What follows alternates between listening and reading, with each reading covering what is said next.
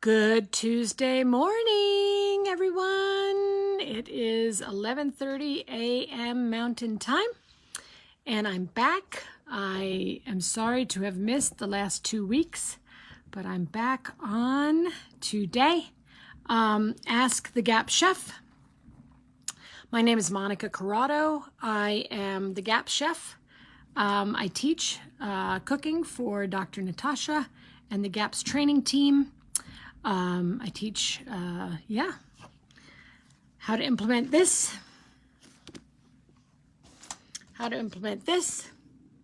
etc. So welcome to everyone that is new. Welcome back to everyone that has been with me before. Certainly missed being with all of you the last 2 weeks on travel all over the East Coast. Just a few quick words, which is that I am not a medical doctor, and I am a certified GAPS practitioner. I am a teaching chef, and nothing that I say is going to be okay by the FDA. All right, so here we go. Good to see everyone. There's Mara. Hello, Mara. Monica Wilson, hello. Good morning from Southern California. Good morning. Hello, Faria. Hello. Hello, Monique. Hi. Hello, Carol. Good to have you. Hello, Veronica. Yes, good to have you. How are you doing, Carol and Veronica? Hello, Hamda. Good to have you. For sure. All right. So just a couple quick things for people new to this group. Welcome. I do this every Tuesday morning, unless I'm driving in a car or traveling. Hello, Alejandra. Good to have you. Yes, thank you. Good to be back. There are some tools on the page. I really invite all of you to download your own copy of my GAPS Intro Diet Chart. It's under Featured Posts. I also invite all of you to go to Featured Posts because there are really important things there that will help, I believe. One is the chart, which you can download and have and work with through the Intro Diet. Another is a coupon for my book, which is this book. Yes. 15% off, so you can get that if you like. There is a study on kefir, K-E-F-I-R, and how it is so incredibly strong and potent against, what do we call it? People call it the Rona. People call it the macaroni. People call it CVID. People call it a virus. Whatever. If you want to stay well, I should start there, shouldn't I? I shall. Hello, Joanna. Hello, Christina. Hello, Eva. How good to have you with us. Yay! You're welcome. I'm happy to be here. Hello, Leonie. Woohoo! Everybody's here. Okay, so here's where I want to start, folks. First of all, I'm happy to take any of your questions. I do want to teach a little bit about my experience in travel on the last 2 weeks. I would say that we are currently experiencing a pandemic of fear. I don't even like the word pandemic, but lots of frightened people out there, lots of people that are eating the standard American diet, people that are not Gapsters, just family members and friends, and everywhere we went. Lots of people are frightened of getting sick. I've never seen anything like it. I'm sure most of us haven't seen this level of fear in our lifetimes. It's really quite something. So what I wanted to share with you was my own personal experience. And then I will share anonymously one of my students, Gapsters experiences around staying well when we're out there in the field. Meaning when we're out there, I was on planes and trains and I was in restaurants. I was in all sorts of areas with lots of people. And here I am. Well, I am well. My son is well. Why? How? I really believe that GAPS has a lot to do with it. It's a lot to do with it. So people were amazed. We even had a brush with COVID, putting it in quotes, which means that someone that my son had stayed with may have been exposed to someone, which just turned the entire trip into this spiral of fear around who was going to get sick. So the good news is we didn't get sick. My son and I did not get sick. We're still not sick. And why? I'm going to submit to you folks that why people stay well, they either stay well or they recover very quickly from whatever is going around. If you believe in viruses, by the way. That's just a little curveball for everyone. So we know that Sally Fallon and Tom Cowan are questioning whether viruses even exist. I'll throw some information on the page if people are interested in seeing that. But in any case, if people are afraid of getting sick, GAPS is so great. It keeps us well. Why? Why does it keep us well? How does it keep us well? Well, this is how. 1, we're not eating CRAP. Pardon my language. We're not eating crap. We're not eating sugar. We're not eating refined carbohydrates. We're not eating processed foods. We're not eating GMOs. We're not eating glyphosate. We are not eating all of these foods that everyone who's just out there eating, trying to just get by and do their life, they don't understand organics, or they don't get it, or they don't believe it. They don't know anything about GAPS or whatever, but they're just, the average American, and it's all I can speak about because I'm not in another country. The average American is eating sugar. Did I say sugar? They are eating glyphosate, which is everywhere. Please, God, stop Roundup, right? They're eating sugar. They're eating glyphosate. They're eating refined carbohydrates. They're eating a lot of gluten. Don't get me started. They're eating a lot of just dyes and, have you read the labels on these foods yet? Recently, folks? By the way, here's one. Please start checking labels if you buy anything that's actually in a package, which many of us don't. Look for the little phrase, contains bioengineered ingredients. Very small. Contains bioengineered, that's GMO in our food supply. It's not a big, huge thing that says, hey, this has a GMO in it. No, it's a little tiny, tiny font in black that you can't even find unless you're looking, like I'm always looking with my little gapsifying glass, right? So, Americans and other humans around the world are sick. Americans are really sick. Glyphosate is in all the biodiesel in some of the airplanes use that are just going across the sky. Glyphosate. The crops are sprayed with it. It's in our food. It's in our water. If you're just walking into the average grocery store, which is what Dr. Natasha says all the time, do not expect to find any food in a grocery store. If you're looking for food, don't go to the supermarket, right? In any case, I love that quote. So anyway, the average American, right, is eating things. So on GAPS, those of us, what are we not doing? We're not eating sugar. We're not eating refined carbohydrates. We're not eating GMOs. We're not eating dyes. We're not eating soy protein in everything. It's everywhere. It's in soup cans. It's in tuna cans. These are things that people are eating on a regular basis that don't even look, that don't even know. They're eating bioengineered ingredients, right? So why did we say, well, we don't eat those things? What do we eat? We eat clean food. We eat homegrown food. We eat food from farms. We eat organic food. We eat biodynamic food. We don't eat all those other things. Yeah, we include organ meats. We eat good fats. Absolutely critical to immune function.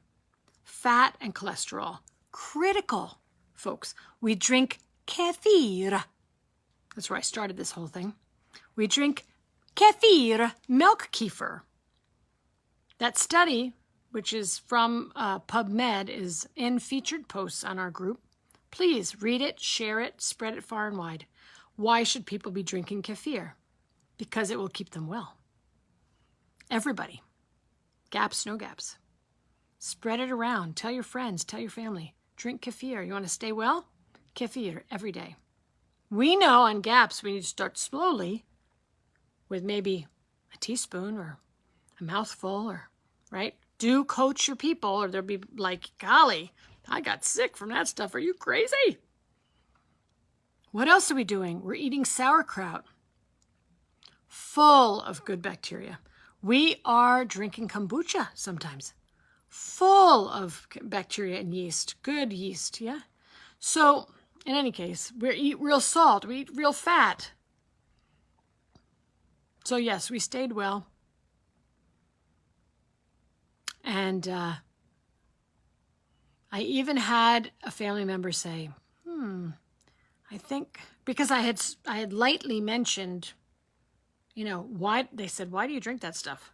We bought kombucha. I was on travel. We bought it. We drank it. Why do you drink that stuff? Because it keeps us well. So, now they're drinking it too. Right? Maybe they're trying a couple of sips every day. Hooray! In any case, I just wanted to share that with you folks. I also have someone, a Gapster, who also had a very close quarters with someone who got very sick. She and her children did not get sick. Why? She's Gapster. She's well. They are well. We are well. Do not be afraid, folks, of illness. People get sick when they're toxic and when they're malnourished.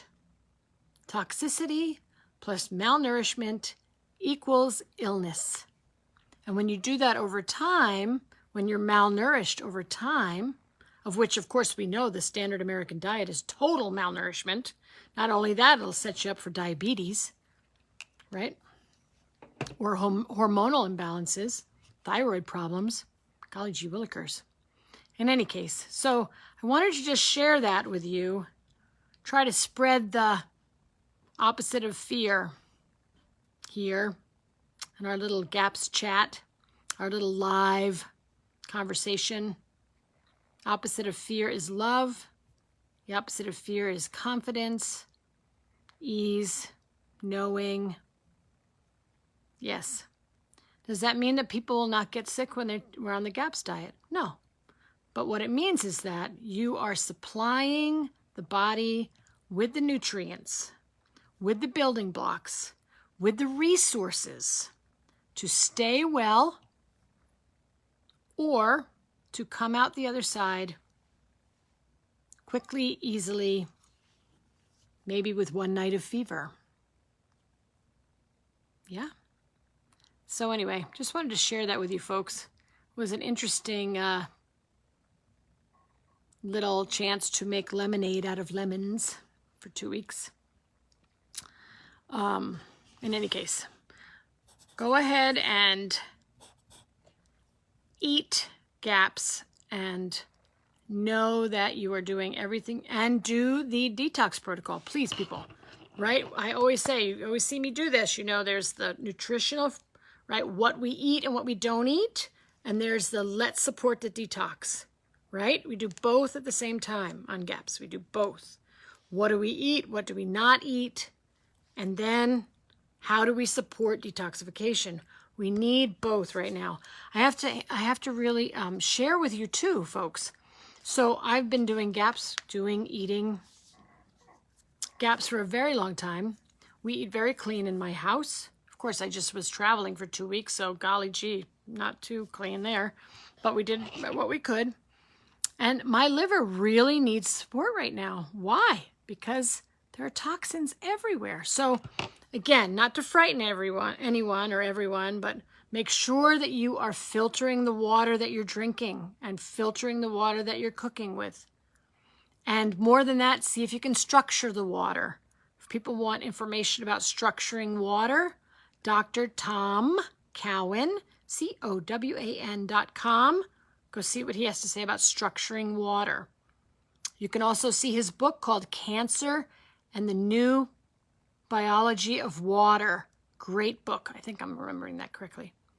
Yeah, so filter your water at the least, please, that you drink and you cook with. Filter the water that you're taking baths in, folks.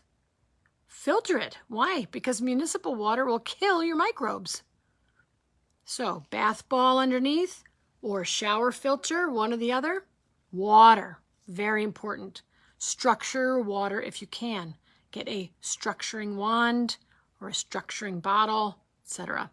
All that information is on drtomcowan.com. I don't get anything for telling you this. I just want you to know, okay? What else? Make sure that you are doing your detox baths every night. If you're on GAPS, detox baths every night. See my video that I talked about the 5 detox baths and who should be doing which ones? Let me know if you have questions. All right? Very important. Detox baths every night, especially in the beginning. Do not allow yourself to be constipated. Please. Right? No one should go without a daily bowel movement. Enemas, enemas, enemas. Get jiggy with enemas. Get yourself a stainless steel enema bucket with a long cord, or long tube is what they call it, and learn how to do enemas. There are really wonderful descriptions in Dr. Natasha's blue book under bowel management. All right. So, and of course, source the cleanest food you can find. Learn how to cook it GAPS ways, GAPS style, if you will. You can jump into my book, which you've all seen, or you've seen it anyway. Learn how to cook GAPS style. And then, be happy. Because happiness, going with the flow, ease will really help you be well. All right, let me take some questions. I hope that was helpful to people. See if anybody has anything. Hello, Joanna. She loves the chart. Excellent. Okay, let's see. Hello, Shannon. Good to have you. Hello, Carolina. Hope it's Carolina, not Carolina, but whatever it is, welcome. Hello, Sado or Sado. I'm sorry if I say that incorrectly, but hello. Hello, Philson. Good to have you. Annika is here. Hey, Annika, how are you doing? I love it. Fartun, I hope that's correct. Hala is here. Tara is here. Hello, Tara. Excellent. Hello. Hazel is here. Yahoo. Wanderlust Heart CB is here. That's a pretty cool name. Okay, Mia is here. Hi, Mia. I think, yes, Haboon is here. Okay, so let's get started with questions. Welcome, everyone. If I don't see your name, you're welcome. We're happy to have you with us. All right. All right, Christina gets the first question. I have really hard time quitting potatoes. It's like a staple in my diet. Not sure what to replace them with. I'm sorry I laughed. Potatoes are carbohydrates. They are starch, and they are not allowed. Okay, you all know that already, but I just thought I'd make the point. Yeah, so what you want to do, Christina, I'm going to suggest for anyone who's having a hard time letting go of potatoes, how about if you start weaning yourself off the potatoes? Because your body is currently depending on the sugar, and you will have a blood sugar crash. I'm not God, but most likely you will have a blood sugar crash if you just stop cold turkey, you just stop eating potatoes. So I would, first of all, while you're eating them now, pile them with butter and GAPS sour cream, cultured cream.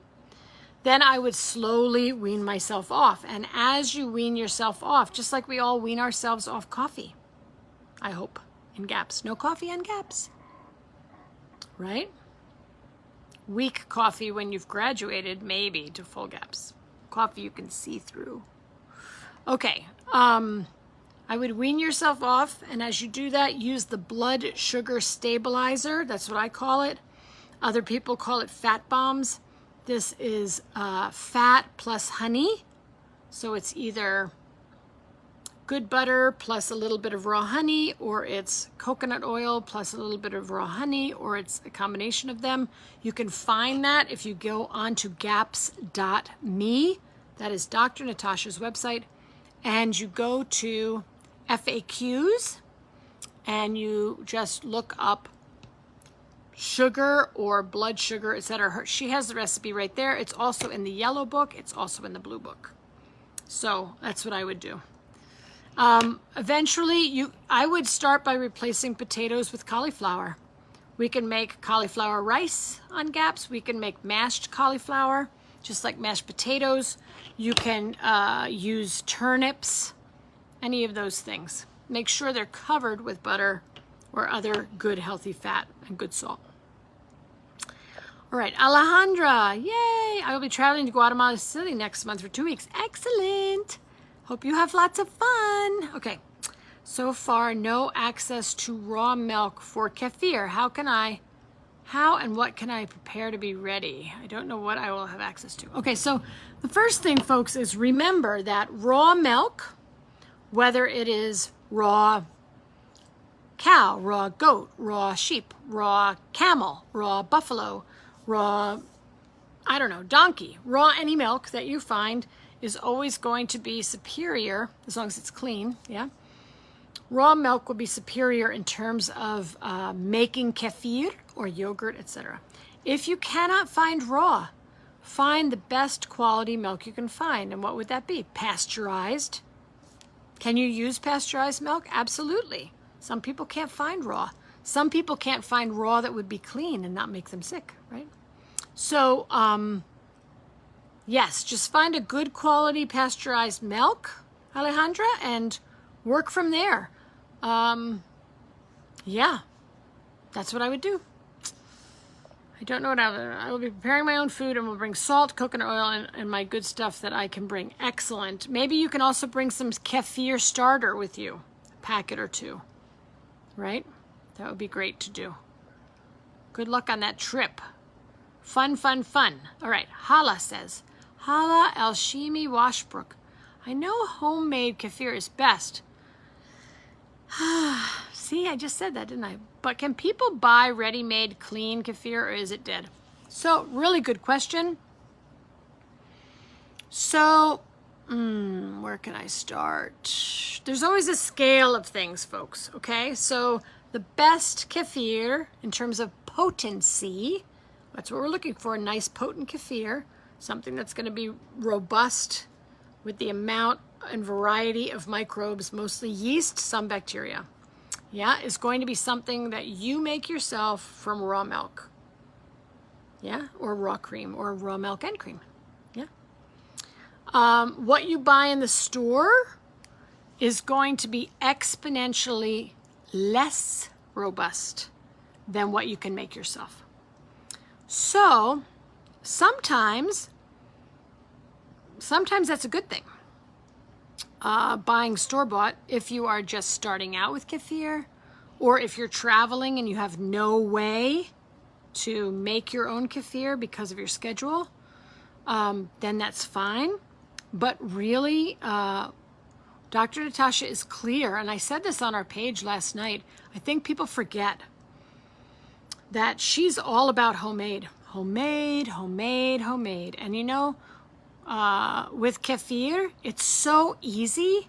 Like literally, you don't have to heat the milk. You don't have to do anything. Get some milk, put some kefir grains in, let them sit, ba-dum-bum. Done. There's no you know, it's very, very, very easy to do. So if you can get the grains online, or you can get a kefir starter online, that's the way to go.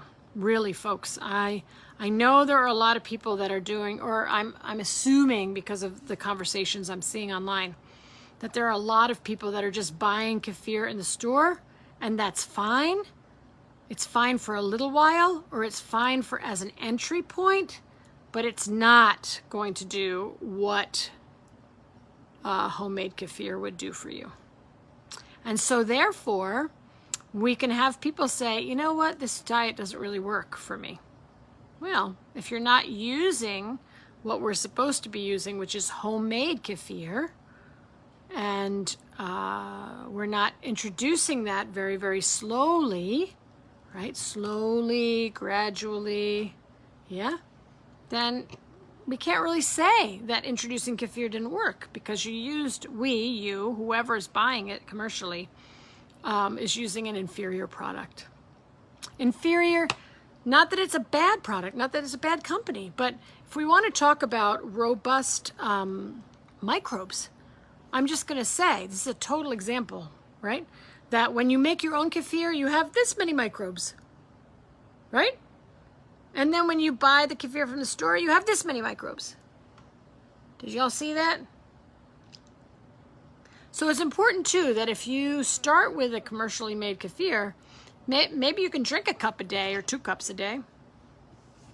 Do not, I really suggest you, well, I'll say it differently.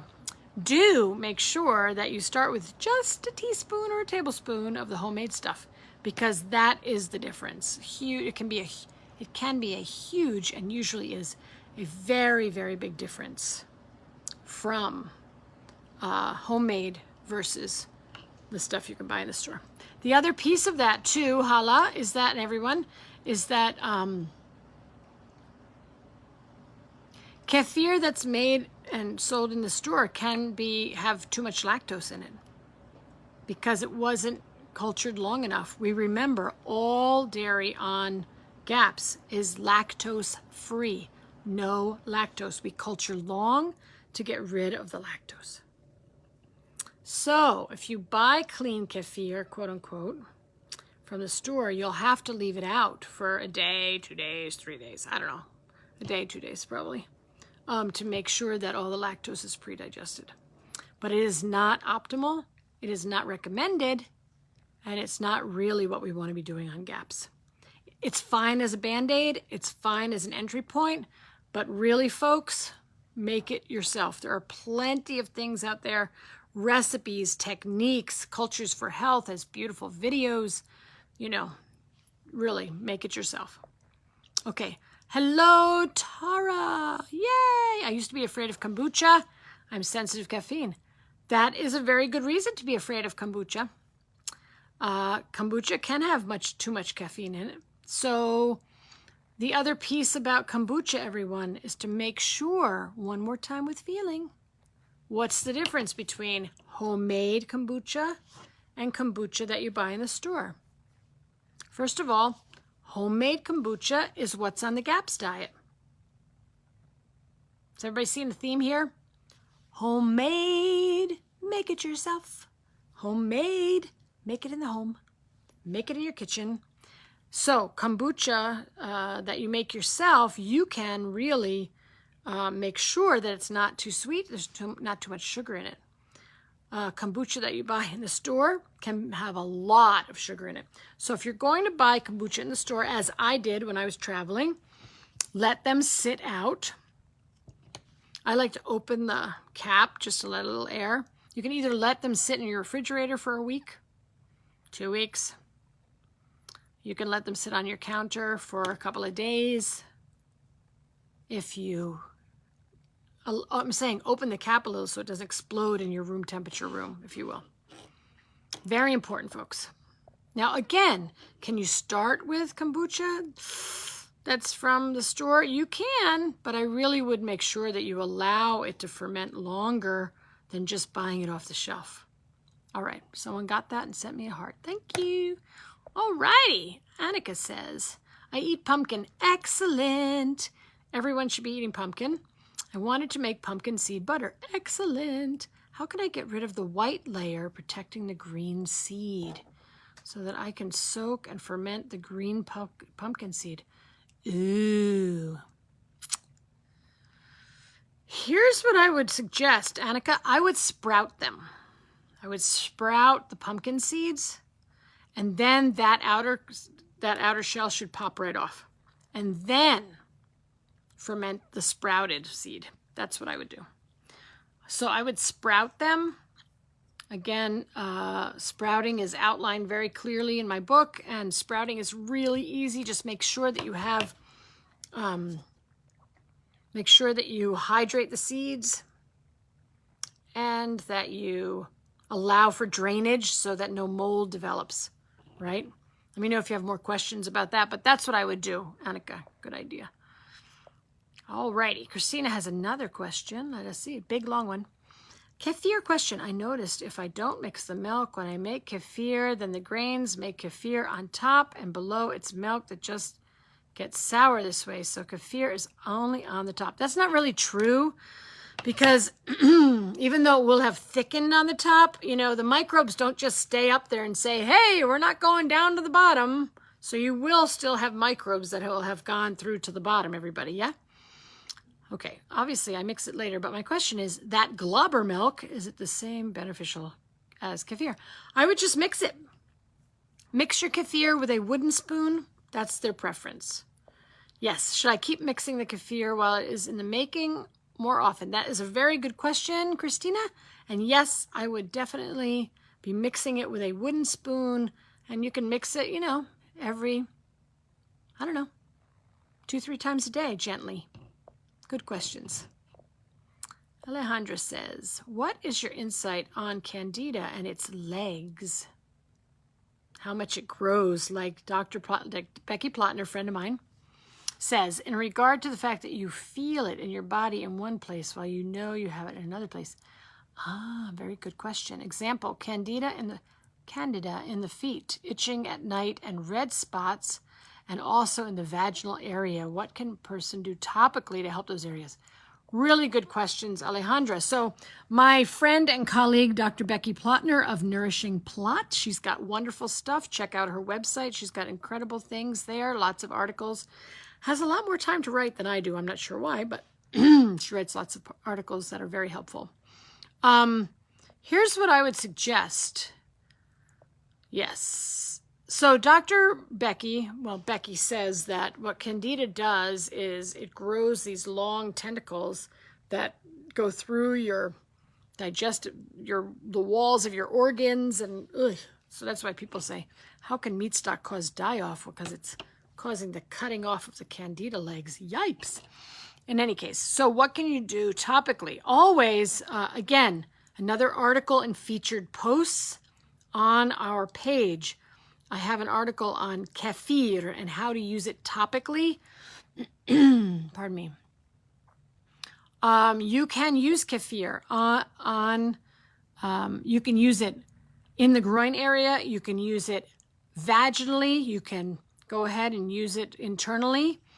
You can use it topically on your feet. You can use it on your skin. You can take kefir baths. You can...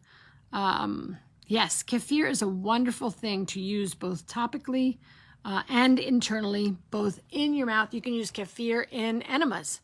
You can use kefir in, as I said, I'm trying to think of what you could use for a vaginal implantation of kefir. Something like the outer part of a tampon, pardon me, but you know, like an applicator. Some people use turkey basters just to get some kefir up there. So remember, one more time with feeling, everybody. Every time we talk about probiotic foods, every time I discuss them, every time you read about them and you start putting them into your diet, please, please, please, slow and steady, gradually, just a little bit. You are welcome to dilute things. You are welcome to use, a teaspoon of kefir in a liter of water for an enema. You are welcome to use a half a teaspoon of kefir, and you know, a couple cups of water vaginally. Use, right? Like if you're going to use it topically, I would just use it. Dr. Natasha says, keep a bucket. I use bucket. She says, what does she say? Does she say jar or bowl? I don't know. Keep a jar, keep a bowl of kefir, milk kefir, in your bathroom, everyone. Women especially, and men. And every time you go to the bathroom, scoop some out. I'm giving you her words. Scoop some out and put it in your groin. You want to be well? That's how you do it. People have jock itch, men, kefir. Babies have diaper rash, kefir. Women have vaginal yeast infections, kefir. We're all getting this? But again, internally, I would proceed with a little more caution, or shall we say mindfulness, a better word. Let's proceed with mindfulness. Slow and steady just a little bit, because again, any woman who's had a yeast infection, a vaginal yeast infection, they can be so horrible and so uncomfortable, and we don't want to make it more uncomfortable by using too much kefir all at one time, if that makes sense. Okay, hope that was helpful. Let me know more, Alejandra, if you have more questions. Okay, Faria says, can I do enema with store-bought filtered water that has chloride, manganese, calcium, sodium, or added minerals? So, yes, you're going to boil that water anyway. So, let me start in another place. It's going to be best to use spring water that we bring to a boil and then bring it down to bring it down to body temperature. Use that for an enema. Remembering that if we want to retain the enema, like a coffee enema, we make it a little warmer than body temperature, just by a little bit. And if we want to let things out fast, we do it a little bit lower than body temperature, right? So spring water is best. Or water that you filter. But if that's what you've got, you see, when we have other things in the water, then we're not controlling what's going into the body. So it would be better to do that. Use those other ones. I hope that's helpful for you. Oh, look who's here! Hello, Sado! I hope I said that right, or Sado. I'm not sure I didn't even say it, but welcome. Okay, Leonie says, hi, Monica. Great to see you. Great to see you. It's still pretty hot here in London. Wish I could come visit. Okay, and I'm finding that my feet are more stinky at the moment. Yes, they are. Is that likely a detox thing? Yes. What can I try? Else can I try besides lots of foot baths? That's a really good question. So, interesting. I was talking with someone, a teenager, pardon me, about body odor, right? Body odor, B-O, pew, which can happen underneath your armpits. It can happen from your feet, your groin, your everything. When people are toxic, they stink. That means people could be, this may not be you, Lena, of course, I'm trying to teach widely, but when people are constipated, often constipated, they have bad body odor. Why? Because they're toxic. When people are eating bad food, meaning the standard American diet or just conventional food, or they're eating out a lot, they stink. When they need to detox, they stink. Often we'll stink. We'll go through periods of stink, like you'd be smelly when you're on the GAPS diet. So right now, Leonie's feet are stinky. Stinky feet. Okay, so what can you do? I would also be making sure that you are walking on the earth often. I would make sure that you are getting sun on those feet, sunbathe the feet a little bit. I would be using things like arrowroot powder on my feet. Arrowroot is not allowed to eat on the GAPS diet, but certainly it is a wonderful thing to use topically as a powder. Arrowroot, A-R-R-O-W, like an arrow that you shoot, root powder. I would be using that on my feet and in my shoes. And I would also do more detoxification supports. So oil pulling, detox baths, castor oil packs on your liver, drinking dandelion tea, putting lemon in your water every morning, drinking lemon through the day. Those are that's very good for the liver. I would do those types of things. I hope that's helpful. Okay. Wanderlust Heart CB. Let's see you. My body can't digest fats very well. Most bodies can't. Just putting that out there, especially when they come to gaps. Gallbladder, liver are struggling. I'm sorry. How do we help clean these organs when we are lactose intolerant and very... So the first thing is there is no lactose on gaps. Everybody's clear about that, I hope. There's no lactose on gaps, so you have no problem there. Oxalate sensitive has to do with the fact that your gallbladder and liver are struggling. So what do you do, folks? Well, there's three pieces to this. The first piece to this is use ox bile. Ox bile is a supplement that Dr. Natasha talks about in all of her books, well, at least the blue and the yellow that we're working with. It is used as a tool, as a support, as a help for us when we have a hard time digesting fats. So get a good one and use it. Use it before every meal. Okay, that's the first thing. Number 2, increase the amount of fats you're eating. When we increase the amount of fats we're eating, our gallbladder and liver learn to work with more fats. So it's important that you, again, go slowly with the amount of fats that you're introducing, right? Meaning, find out what you're comfortable with and stay there for a while as you work with ox bile before every meal, and then increase as you can. Slowly, listening to the body. We're always listening. What is the body saying? Your sweet body is saying, I can't digest fats very well. So you're saying, okay, let's do this. Let us use some ox bile. Number 3, I'm going to do 4. I just thought of another one. Number 3 is support your liver. How? Support your liver with coffee enemas or any enema, but of course we always do the basic enema and then the coffee enema. Yeah, so support your liver with coffee enemas if you can.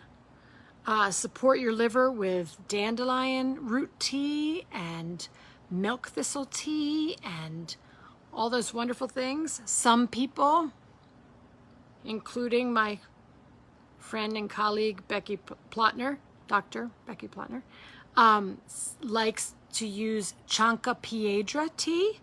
Chanca Piedra, C-H-A-N-C-A, Piedra tea, P-I-E-D-R-A tea. You could start drinking. Pardon me, I'm going to sneeze. Maybe I'm not going to sneeze. Woo! Okay, that was fun. Weird. Chanca Piedra tea, you could drink that. You can do oil pulling at once a day. You can do that. All those things. You can do daily detox baths. Go ahead and jump on my YouTube channel, Monica Corrado. I have some Ask the Gap Chef videos there, one of which is all about the detox baths, another of which is all about how to support the liver. So you've got 2 to watch. First 10 or 20 minutes, I talk about that. I would do those things. But do not give up. We know that most people that come to GAPS do not have strong liver or gallbladder function because they're sick or they're toxic, and or your body hasn't eaten fat for a long time because of a fat-phobic culture that we have lived in for about 40 years now. Hello, Edil. Okay, let's see.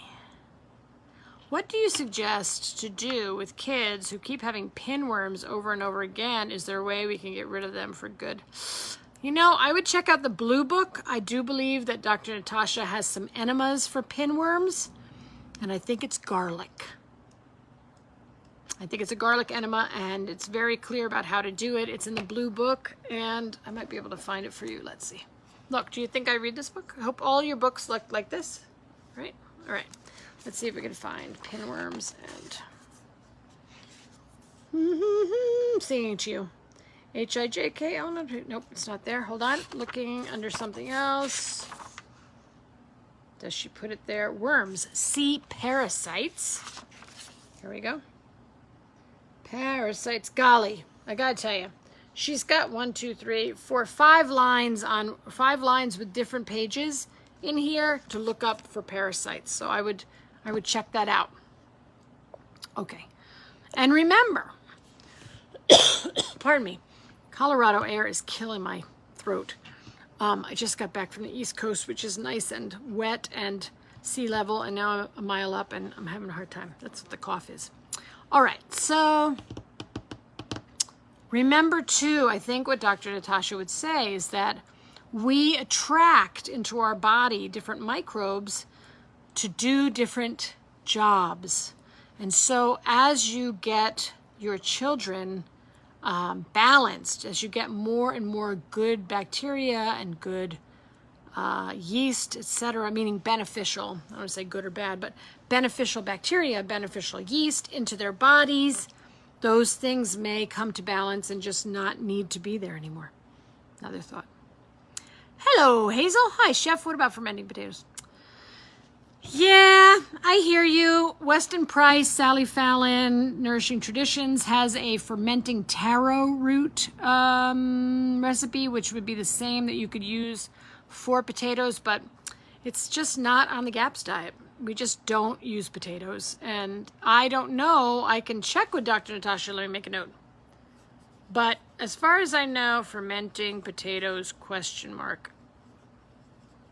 DNCM. I'll see what she has to say. Potatoes, sweet potatoes, any starch, taro root, of course. All those things are too starchy, and they're not GAPS. They're just not on GAPS because I'm not sure. It's possible, but I'm not sure if you could ferment them enough to get that carb load down enough to not feed pathogens and opportunists that love carbs. Good question, Hazel. I like it. I wrote it down. I'm going to see if I can I'll shoot a note to Dr. Natasha, see what she thinks. Okay, and we'll be back. I'll get it on the page. Hello, Shukri. Hello, Fatima. Hello, Ashley. Good to have you. Hello, Susan. All right, Susan says, my favorite potato replacement, chips, roast potatoes, is celeriac chips. Okay, chipped and roasted in fat, sometimes parboiled like you would do for roast parsnips.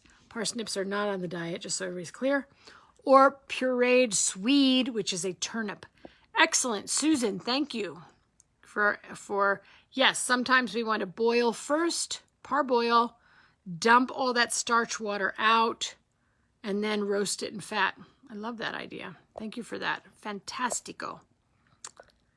Here she goes. Christina says, wow, let me go to Eva first because Christina's been on twice. Hello, Eva. What are your thoughts for those that can't afford organic food? I know, right? Okay. That's a really good question, Eva. So what do we do for people who can't afford organic? Do the best you can, right? Always, I say to people, do the best you can, and then bless it and go. So what are the things that you would think about? There is a ranking in my mind of what things really need to be organic. If you can do it, so let me start in another place. Fat stores toxins. And so you'd want to think about getting at least organic fats like butter or tallow or duck fat or things like that, right? Fat stores toxins. We don't want to be eating toxins. So that's a good thing to look at. We also want to look at perhaps eggs being pastured or organic if you can do it. So fat's really important. Eggs really important. And then I would really jump on the Environmental Working Group, the EWG website, that talks about which of the vegetables really you should be eating organic, because they're just so toxic. So there are ways to look at what are the most toxic vegetables and just either not eat them, vegetables and fruits. So what do we know? We know that berries, lettuce, citrus, and tomatoes are sprayed with, I can't tell you how many, over 100 chemicals? A lot. So those things you could either just stay away from or be sure to buy organic. You know, the other thing is, how many things can you grow yourself? How many people can you partner with to grow food that's clean? How many, you know, your neighbors, your community, can you get a community garden going? How many farmers can you talk to about how they're raising their food? So again, organic I'm putting it, here's my little quotes. These are not bunny ears, they're quotes. Organic, folks, is right now, it's the only label we have that protects us from glyphosate and other terrible chemicals. But you don't have to do organic if you can grow it yourself, work with others to grow things, right? Work with farmers and let them know your concerns. Raise some chickens, or have somebody raise a bunch of chickens that are making clean eggs. So, you know, again, I always say, do the best you can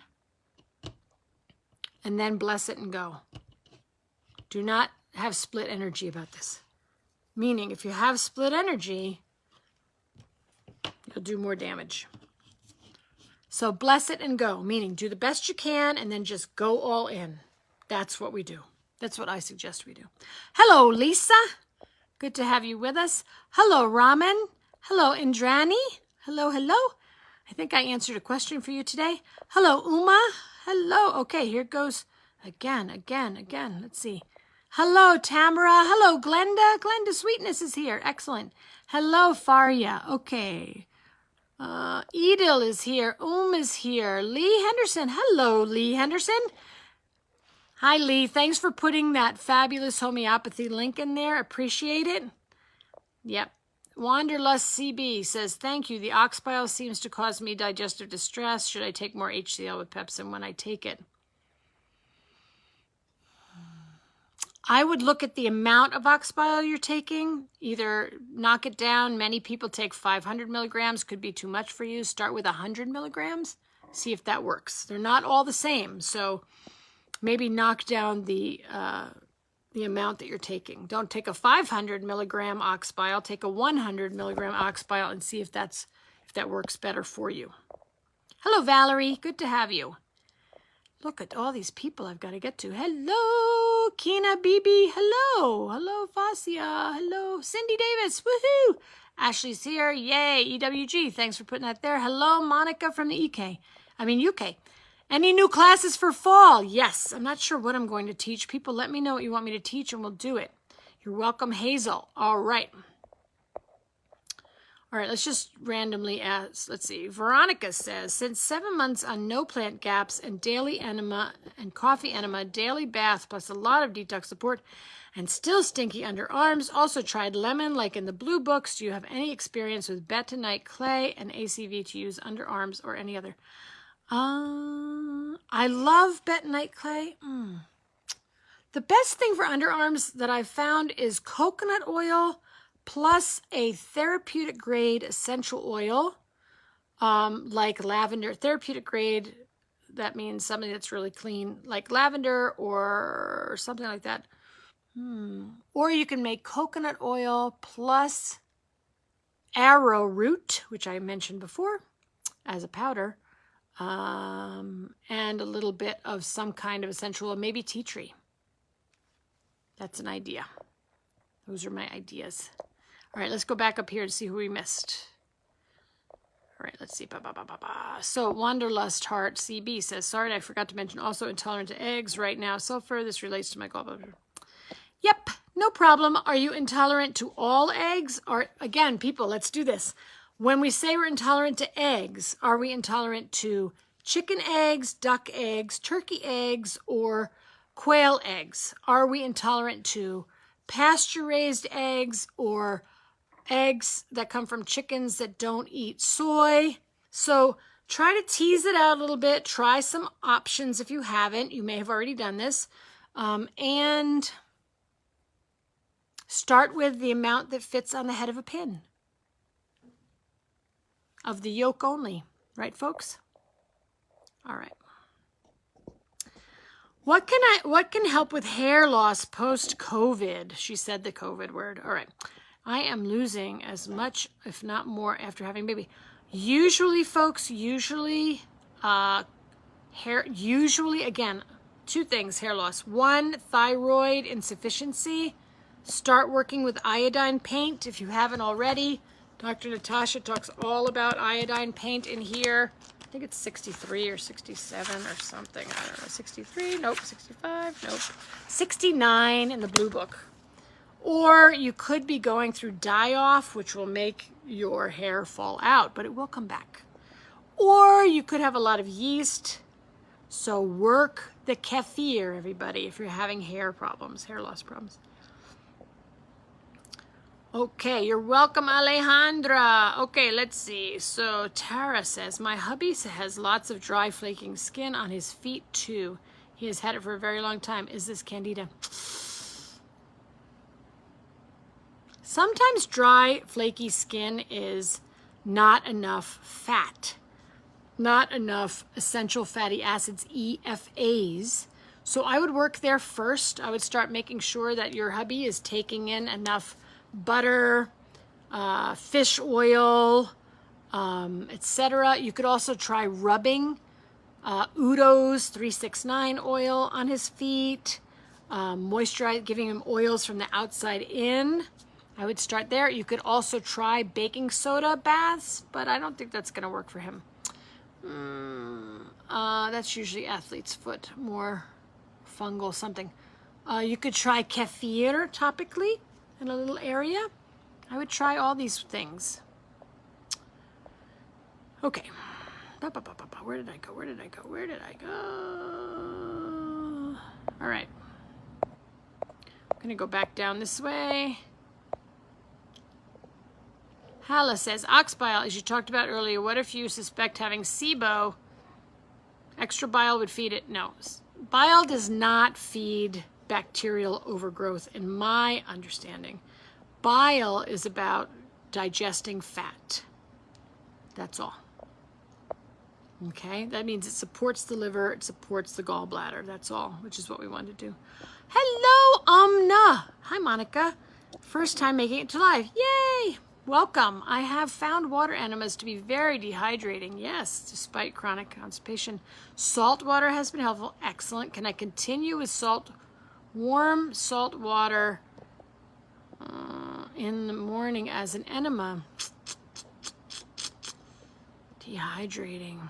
Remembering that the basic enema that Dr. Natasha talks about is balanced, which is 1 teaspoon of baking soda, 1 teaspoon of salt to a liter of water. That's where I would start. That's what I would do. See, if that's the one that you're doing and it doesn't work for you, then perhaps add some GAPS sour cream to your enema. Try to get some moisture in there. That may be helpful to you. I think that's too much salt for 32 ounces. Yeah, that's just my kind of gut response. Okay. Veronica says, since 7 months on no plant GAPS, blah, blah, blah. Oh yeah, I already did that one. All right, every time, Monique, hello. Every time I increase yogurt for my 2-year-old, he has some minor stimming. Yes. Okay. Yes, that's fine. So here's the thing, folks. So she's asking, every time I increase yogurt, increase less. So if you're increasing by a teaspoon, increase by a half a teaspoon. See what happens. If that's too much, increase by a 1/4 of a teaspoon. If that's too much, increase by 1/8 of a teaspoon, right? Just back it up to see what he can tolerate. Maybe you're also trying to increase too quickly. And the other thing that I would suggest, folks, is I would try kefir instead of yogurt. There can be some strains in yogurt, I believe, I'm remembering correctly, that can be problematic for stimming behaviors, tiptoe walking, that kind of thing. So maybe you want to try them on just a little bit of milk kefir if you haven't done that yet. If people want classes, throw them on the on the page and let me know what you'd like me to teach. Hey, Jennifer, good to have you. Hello, hello. Thanks for waving. Okay. Does tapioca starch work the same as arrowroot, or would it just turn into a weird paste? You could do tapioca starch, but arrowroot is nutritionally superior to tapioca starch. Basically, tapioca starch is like starch, but arrowroot is really high in calcium and all sorts of other things, so I would do that if you could. Ashley has, there you go, deodorant. Yes. Also, if anyone's looking for deodorant, I want to let you know, I just thought about it. My dear friend Andrew Gardner has a fabulous grass-fed tallow deodorant. It's called Vintage Traditions. Look for that. It's on my website too if you can't find it. Vintage Traditions. Yeah, deodorant. You will try kefir. Excellent. GAPS 101, Elizabeth, okay. Hey, Elizabeth, and everyone else, have you seen my Facebook Live? It is on my YouTube channel. If you don't want to go up through the past events and find it, you can go to Monica Corrado on YouTube and look for the Facebook Live that's called The 4 Pillars of GAPS. It's GAPS Basics. Please go there. I might talk maybe 20 minutes, and then you don't have to listen to the rest of it. But it is a Facebook Live I did, and I did it on the 4 Pillars of GAPS, which is what I call what GAPS is all about. So check there. So happy to have you, Elizabeth and Kina. Kina BB Diop. Okay, this is my first. I'm on stage 1 of the no plant GAPS. All right, folks. I've been doing water enemas daily. When can I start doing coffee enemas?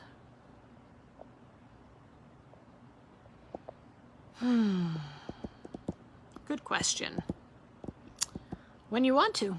You could do 1 coffee enema, see how you feel. Maybe your body will say, I only want 1 a week, please. Remembering that coffee enemas are to speed up detoxification through the liver. That's the purpose of the coffee enema. Some people will never do a coffee enema, right? It's also to decongest the liver. Some people don't need coffee enemas. So read more on the coffee enemas in the Blue Book. I'm hoping that everyone that's doing no plant GAPS is reading how to do it in here, where Dr. Natasha really is very clear about what is no plants, how to work, etc. Please do your reading. Okay. Monique says, we are trying stewing hens. That is all my farm had at the moment. Great. How long would you cook them in stock? I made stock of the chicken. So you won't eat that meat. Stewing hens meat is not meat that you will eat because it will be like rubber. So read the Blue Book. Excellent. Stewing hens is the same for meat stock, 1.5 hours to 2 or 3 hours at the most. And that meat will not be edible because it's from really, really old hens. It's just the way it is. Sorry. But thank you for your service, stewing hens. Carol wants nuts and seeds. Class. All right. Let me see. One more thing. I've got to go, folks. We're running late here, and I do have 2 more clients this afternoon. But let me look. There's some question I didn't get to. Christina has the last question, which is, I already weaned myself off the potatoes. I have been eating them occasionally. Don't eat them. I just don't feel good not eating them. Sick of all other food. I'm sorry. I really miss them. I'm sorry about that too. I used to make potato pancakes. It's so good. So make turnip pancakes. So make celery root pancakes. So make cauliflower pancakes. Also, I have to mention I just had COVID last week. Okay, blessings to you. I did rough intro as I could not eat anything. Yes, lots of stock, lots of good salt, lots of good fat. I'm still nauseous after meals. I'm sorry. I absolutely crave fruits, not sugar, not. That's fine. Have fruits right now. You are recovering. I also crave potatoes. That's fine. Eat potatoes now if you want to. Can't imagine not eating them for even 30 days. Well, Christina, I mean, again, when we have been through an illness, folks, listen to your body. But make sure you're listening to what the body needs and not what the microbes want. And sometimes there's a little bit of, I'm not really sure, right? Who's talking here? Is it the wisdom of your body saying, I really want fruit after COVID? Maybe. Is it the wisdom of your body saying, I really want potatoes? Maybe you need more starch right now. But then watch and see how long you're going to listen to that, and then when you're going to jump back on the bandwagon of no potatoes, if that makes sense. If you need carbohydrates, folks, pumpkin, butternut squash, acorn squash, kabocha squash, spaghetti squash, turnips, cauliflower, all those things are things you can have, right? All right. Hello, Susan. Thank you for all the helpful hints. You're welcome. My first time on Facebook Live since the CGC course in February. So good to have you back, Susan. Oh, Eva, thank you. You are amazing. I love listening to you. Thanks a million. You are very welcome, everyone. I'm going to go ahead and go to get ready for my clients in a bit.